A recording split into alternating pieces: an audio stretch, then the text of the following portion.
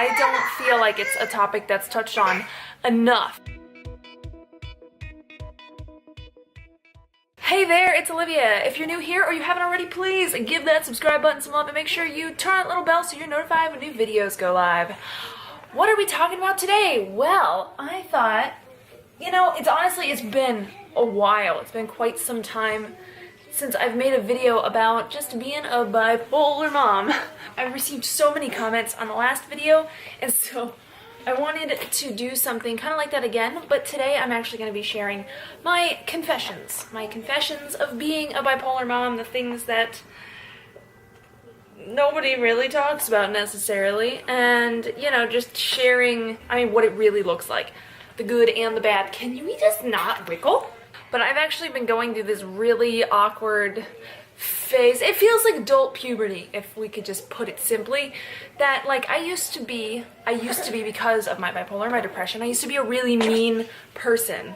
And I've, through this journey to self-love and everything, I've become a lot nicer. I like to give more, I just like to help people, I'm just not as cruel as I once was.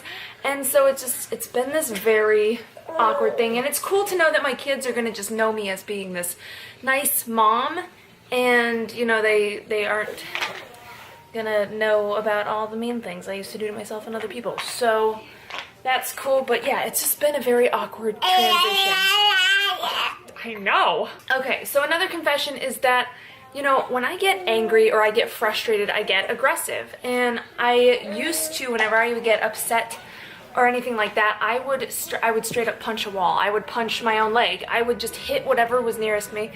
And and I can't do that now because my girls are watching. I remember the first time I saw Piper hit a wall, I was just like, ugh.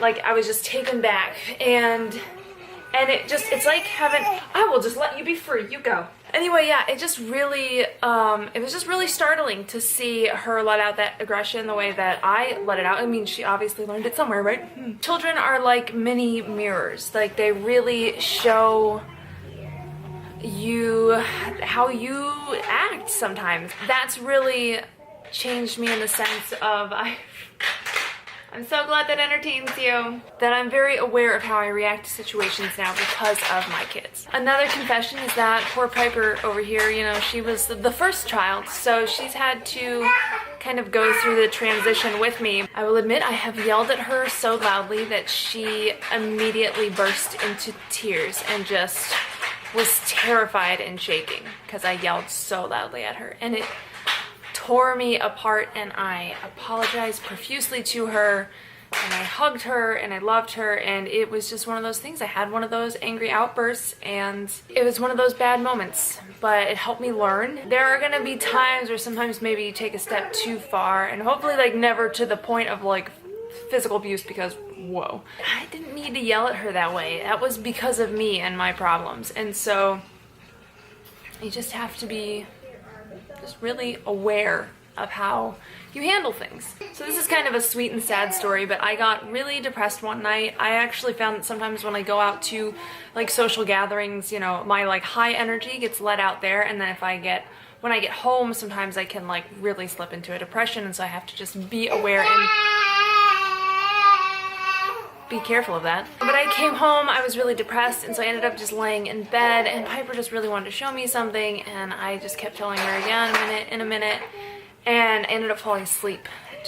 I just was drained of energy, and I just fell asleep in bed. Well, this sweet little child over here, she turned on my Himalayan salt lamp next to my bed. She gave me a kiss, because I do remember that much. Ooh. And she went over to Jim, and she was she told him basically that I was sleeping and to be quiet. And it was just, there have been a couple, oh my goodness! There have been a couple really precious moments like that where it's I was in a down situation, but you kind of give your kids some credit, because when they start to get older, they actually really do read your emotions, and they can be sweet and very helpful and just compassionate. It's really adorable. Another confession is that when Piper gets upset, you'll learn one day. Oh goodness. So when Piper gets upset or hurt, I actually use the same calming methods that I use on myself with her, and it's really kind of just precious. Like, because for me, it's like about like breathing techniques and calming and talking out a situation. Oh my goodness.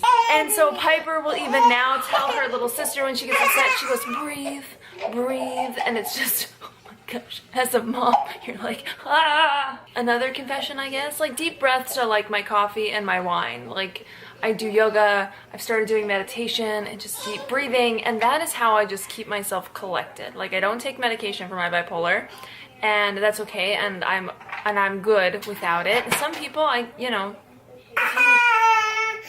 if you need it, that's fine. But I'm not on it, and so those are the, like, I use techniques like that to just keep me chill when this is going down. Another confession, I actually have to be careful about how excited I get about things, like I said, with like going on social outings. They can actually trigger a depressive episode, and so I just have to be aware of that so that I'm not sad and crying around you girls like this. Like, this is so sad. This is so sad. I kind of said it before about apologizing, but I'm never afraid to say I'm sorry or to apologize to my kids. Yeah, don't be afraid to say sorry to your kids if you're dealing with whatever, even if you're not dealing with something. Just apologize if you overreact in a situation, because we're all just human. It doesn't matter if you're 34 or if you're 3 or 4, okay? Doesn't matter.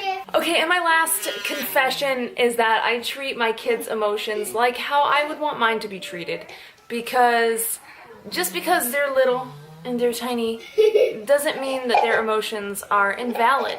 And same with mine. Just because I'm bipolar doesn't mean that like sometimes it feels like there's no reason, but it doesn't mean that my emotions are discredited or discounted because of that. That's something I really don't like when people do to me, is when they write me off because they're like, oh, it's kind of like when people are like, oh, she's PMSing, like, nah. It's that mentality. Girl, would you like to go play with your sister? You're pulling my hair. But it's that mentality. It's writing somebody off because, like, oh, they're predispositioned to be this way or that way. So I don't do that to my kids. I don't like when people do that to me. Anyway, that's it for this one. This was kind of like a mixture of like confessions and like my tips on things. I don't know where I was going with this. Anyway, I just wanted to share a little more about like the life of being a bipolar mom, because I actually, after hearing people's comments and even talking to individuals, like, I don't feel like it's a topic that's touched on enough. So I would like to do more. I'm gonna have to figure out how to approach that in the future. What's up, baby? It's definitely not something I'm afraid to talk about or I'm ashamed of, and that is life for me, and it is life for other women out there, or even dads, because you can obviously be the bipolar male. Yeah, I hope you enjoyed it. I hope it gave you a little insight. Thank you so much for watching. I love you so much. If you feel so obligated, maybe give this video a like or something, subscribe, all that jazz. I normally don't say these things at the end, but whatever. As always, you keep staying simply awesome, I'll keep staying simply Oli, and I'll see you in the next video. Bye! I love my kids. Love my kids.